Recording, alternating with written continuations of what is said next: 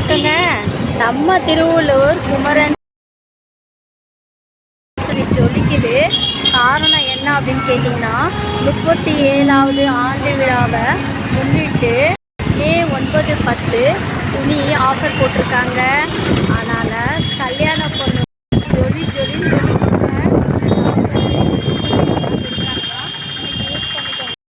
இங்கே மட்டும் இல்லை, ஜெயகிருஷ்ணாலையும் 2 நாள் ஆஃபர் போட்டிருக்காங்க.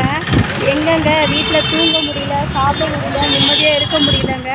ஃபோன் மேலே ஃபோனு, நீ வந்தியா, நீ பார்க்கலையா, நீ எடுக்கலையான்னு.